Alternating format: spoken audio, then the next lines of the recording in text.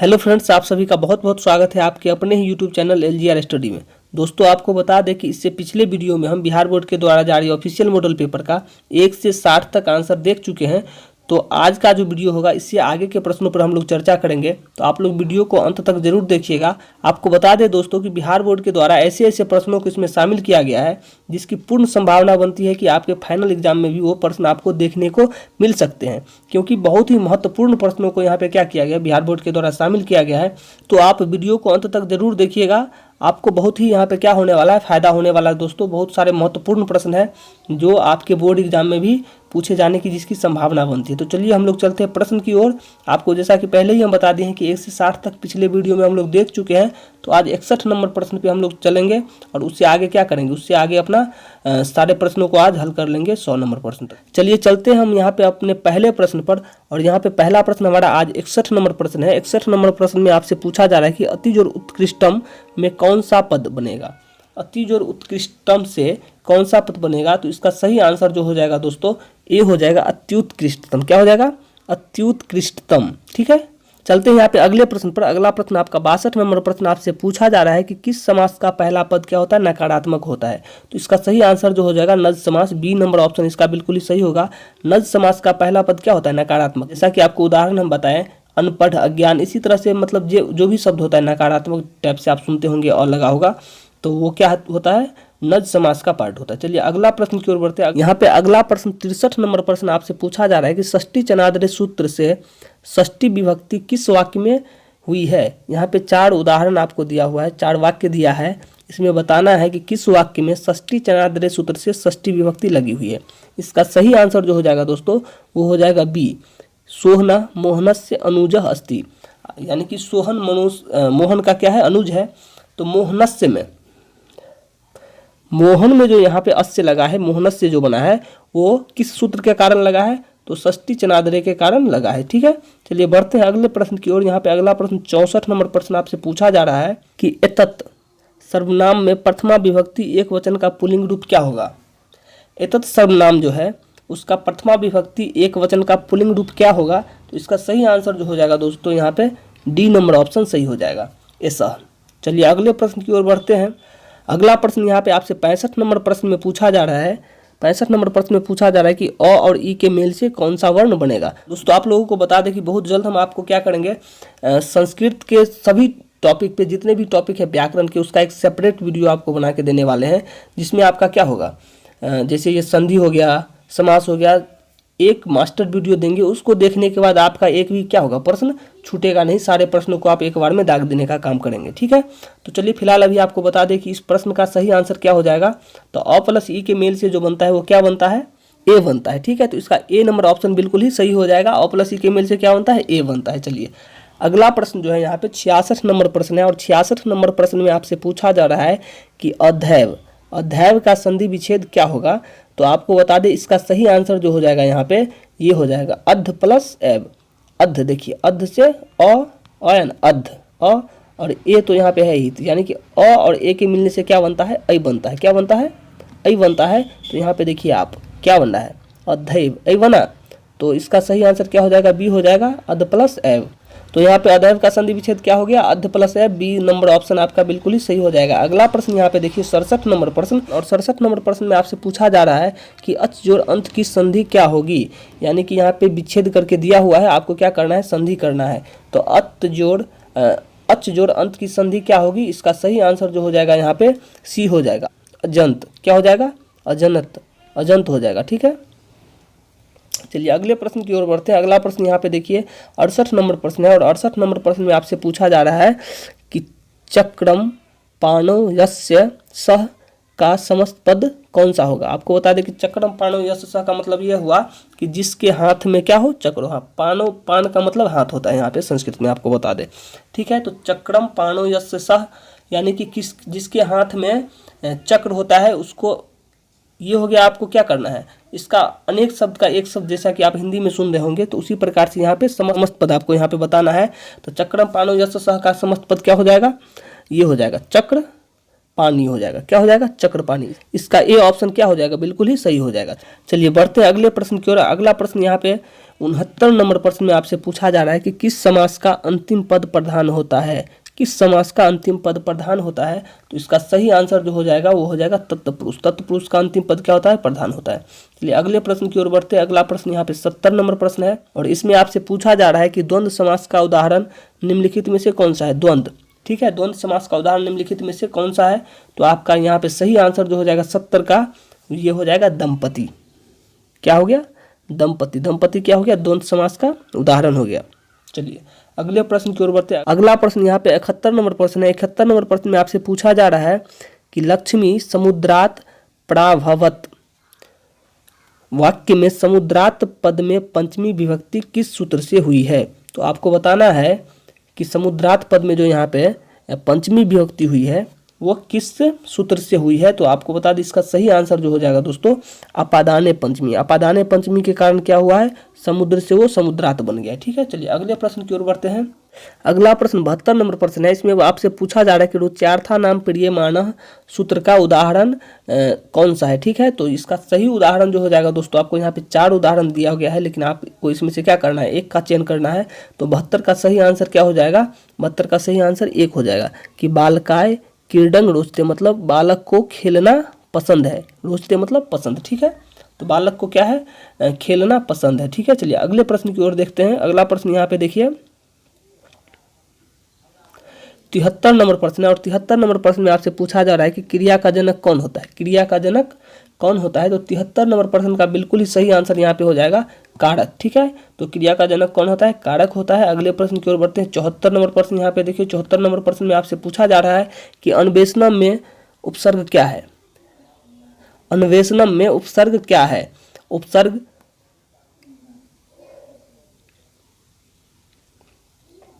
तो यहाँ पे 4 ऑप्शन दिया गया है। आपको इसमें से एक सही ऑप्शन का क्या करना है? चयन करना है।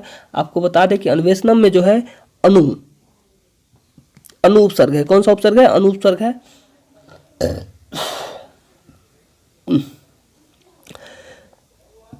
तो इसका सी नंबर ऑप्शन बिल्कुल ही सही हो जाएगा।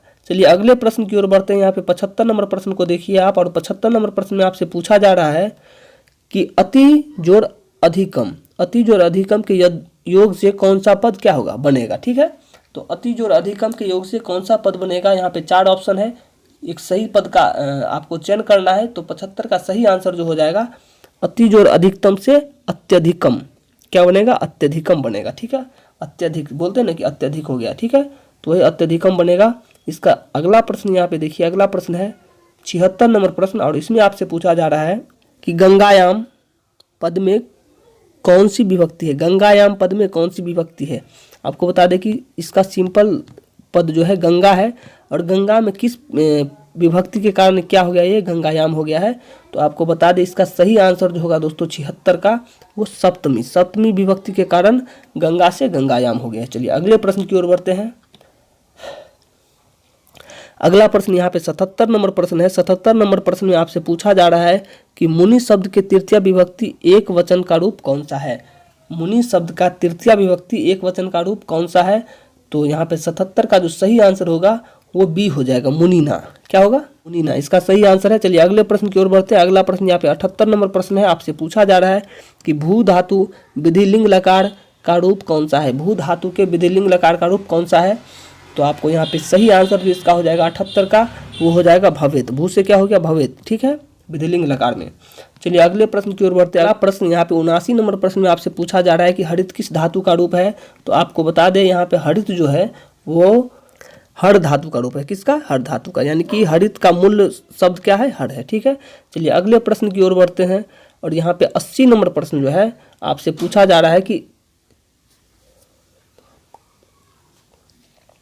स्थातव्यम में कौन सा प्रत्यय है? स्थातव्यम में कौन सा प्रत्यय है? यहाँ पे 4 ऑप्शन दिए गए हैं। 4 ऑप्शन को आप देखिए और बताइए कि स्थातव्यम में कौन सा प्रत्यय है। इसका सही आंसर जो हो जाएगा नयत। क्या हो जाएगा? नयत, यानी कि स्थातव्यम में क्या है? नयत प्रत्यय है। चलिए अगले प्रश्न की ओर बढ़ते हैं। 81 नंबर प्रश्न यहाँ पे देखिए। 81 नंबर प्रश्न में आपसे पूछा जा रहा है कत्वतु प्रत्यय से बना पद कौन सा है? यहाँ पे 4 पद दिए गए हैं। आपको बताना है कि कत्वतु प्रत्यय से बना पद यहाँ पे कौन सा है? तो 81 का जो सही आंसर हो जाएगा वो हो जाएगा बी, यानी कि गतवान जो बना है वो किस प्रत्यय से बना हुआ है, कतवतु प्रत्यय से बना हुआ है। चलिए अगले प्रश्न की ओर चलते हैं। यहाँ पे 82 नंबर प्रश्न में आप देखिए पूछा जा रहा है कि शिव प्लस अंश से कौन सा पद बनेगा, शिव प्लस अंश से कौन सा पद बनेगा, ठीक है। तो यहाँ पे इसका सही जो आंसर हो जाएगा 82 का, आपको बता दें 82 का सी सैवह, क्या बनेगा, सैवह बनेगा, ठीक है। चलिए अगले प्रश्न की ओर बढ़ते हैं। अगला प्रश्न यहाँ पे 83 नंबर प्रश्न है। 83 में आपसे पूछा जा रहा है जलमयम में कौन सा तद्धित प्रत्यय है, जलमयम में कौन सा तद्धित प्रत्यय है ये आपको बताना है। और 83 का जो सही आंसर हो जाएगा वो डी हो जाएगा, यानी कि जलमयम में मयट तद्धित प्रत्यय है, ठीक है। चलिए अगले प्रश्न की ओर बढ़ते हैं। अगला प्रश्न यहाँ पे 84 नंबर प्रश्न में आपसे पूछा जा रहा है कि साध्वी किस स्त्री प्रत्यय से बना है, साध्वी किस स्त्री प्रत्यय से बना है। तो 84 का जो सही आंसर हो जाएगा दोस्तों वो बी हो जाएगा, डिस स्त्री प्रत्यय से क्या बना है, साध्वी। चलिए अगले प्रश्न की ओर बढ़ते हैं। यहाँ पे अगला प्रश्न जो है 85 नंबर प्रश्न है और आपसे पूछा जा रहा है कि उपाध्याय प्लस स्टाफ में कौन सा पद बनेगा, उपाध्याय प्लस स्टाफ से कौन सा पद बनेगा। तो 85 का यहाँ पे क्या हो जाएगा, उपाध्यायी का, क्या हो जाएगा, उपाध्यायी का। आपको बता दें जैसे बालक प्लस स्टाफ से बालिका बन जाता है, कुमार प्लस स्टाफ से कुमारी बन जाता है। तो चलिए चलते हैं अगले प्रश्न की ओर। अगला प्रश्न यहाँ पे 86 नंबर प्रश्न में आपसे पूछा जा रहा है गुरु गोविंद सिंह का जन्म स्थान किस नाम से प्रसिद्ध है, गुरु गोविंद सिंह का जो जन्म स्थान है वो किस नाम से प्रसिद्ध है। आपको बता दें गुरु गोविंद सिंह सिखों के 10वें गुरु थे, इनका जन्म पटना में हुआ था और इनका जो जन्म स्थान है वो किस नाम से प्रसिद्ध है। तो इसका जो डी आंसर है बिल्कुल सही हो जाएगा, गुरुद्वारा के नाम से प्रसिद्ध है, ठीक है। चलिए अगले प्रश्न की ओर बढ़ते हैं। अगला प्रश्न यहाँ पे 87 नंबर प्रश्न है। आपसे पूछा जा रहा है कि सिख संप्रदाय के 10वें गुरु कौन थे। देखिए अभी हम आपको बताए थे, तो इसका सही आंसर क्या हो जाएगा आप लोग कमेंट में बताइए, ठीक है। चलिए हम ही बता देते हैं। यहाँ पे देख लीजिए सी नंबर ऑप्शन इसका बिल्कुल ही सही हो जाएगा कि सिखों के 10वें गुरु कौन थे, तो गुरु गोविंद सिंह थे। चलिए अगले प्रश्न की ओर बढ़ते हैं। यहाँ पे 88 नंबर प्रश्न देखिए कि तुष्णी कथं न तिष्ठति किसने कहा था। यानी कि आपको बता दें कि जब वहाँ पे ये आलस कथा से प्रश्न लिया गया है, ठीक है। आलस कथा में जब घर में आग लग जाता है और वहाँ पे जो भी होते हैं क्या होते हैं, आलसी जो होते हैं वो सोए रहते हैं, आपस में बातचीत करते रहते हैं, उसी का एक यहाँ पे लाइन दिया गया है। आपको बोला गया है कि ये लाइन किसने बोला था उस टाइम, ठीक है। आग लगा हुआ था और सोया हुआ था, तो कौन सा आलसी बोला था कि तुष्णी कथम न तिष्ठति, यानी कि तुम लोग चुपचाप नहीं रह सकते हो, तुम लोग चुपचाप से क्या कर सकते हो, नहीं रह सकते हो। सब हल्ला कर रहा था कि वैसे ऐसे हो गया। तो इसका सही आंसर जो हो जाएगा 88 का डी आंसर बिल्कुल ही सही हो जाएगा। चलिए अगले प्रश्न की ओर बढ़ते हैं। अगला प्रश्न यहाँ पे देखिए 89 नंबर प्रश्न, इस संसार में आलसियों का रक्षक कौन है, इस संसार में आलसियों का रक्षक कौन है। तो इसका सही आंसर बी हो जाएगा, कारुणिक। इससे पहले आपको बता दें एक प्रश्न हम लोग पढ़े थे कि इस संसार में पत्नी का रक्षक कौन होता है, तो उसका पति होता है। बालक का रक्षक कौन होता है, तो उसकी माँ होती है, ठीक है।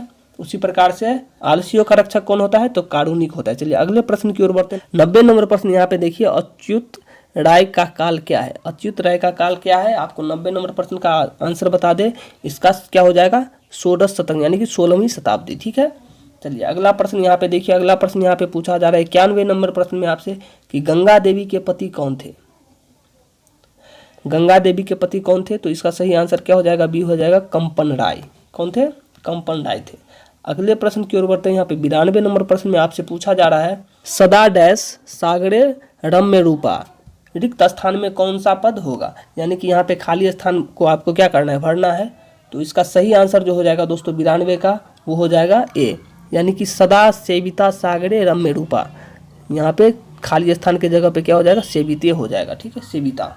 चलिए अगले प्रश्न की ओर बढ़ते हैं। यहाँ पे 93 नंबर प्रश्न को देखिए। 93 नंबर प्रश्न में आपसे पूछा जा रहा है कि कब गुरु शिष्यों को उपदेश देकर घर भेजते थे।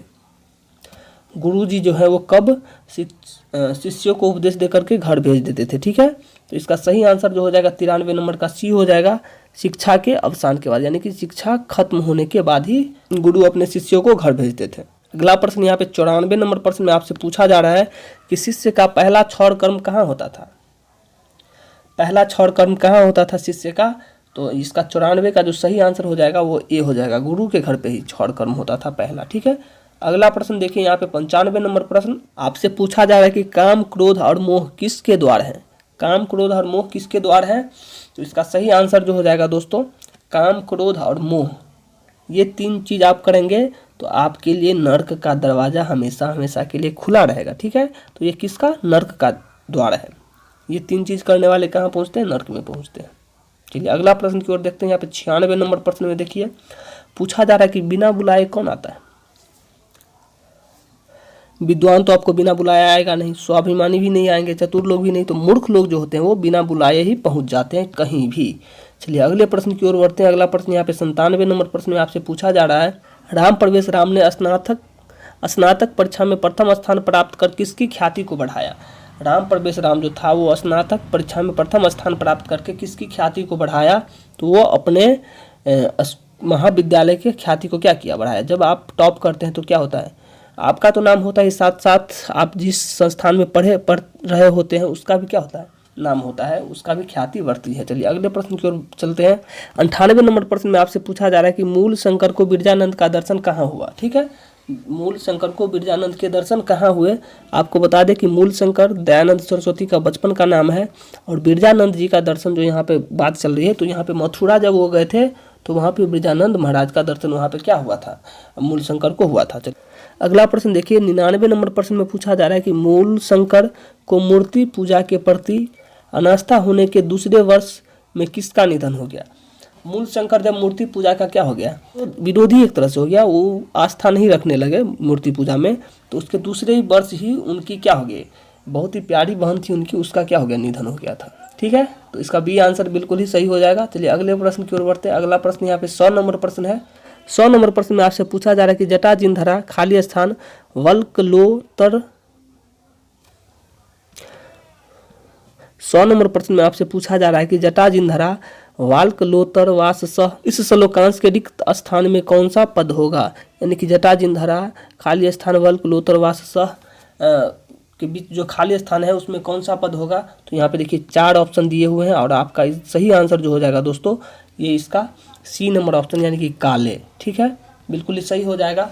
तो दोस्तों आपको बता दें कि हम लोग यहाँ पे संस्कृत का क्या किए हैं, बिहार बोर्ड के द्वारा जारी संस्कृत मॉडल पेपर का 1 से लेकर के 100 तक सभी प्रश्नों का आंसर देख चुके हैं, और उम्मीद करते हैं कि आपको यह वीडियो पसंद आई होगी। यदि वीडियो पसंद आई हो तो वीडियो को लाइक करके चैनल को सब्सक्राइब कर लीजिए और बेल आइकन को जरूर बजा लीजिएगा। ठीक है, मिलते हैं किसी अगले वीडियो में, तब तक खुश रहिए और LGR स्टडी देखते रहिए।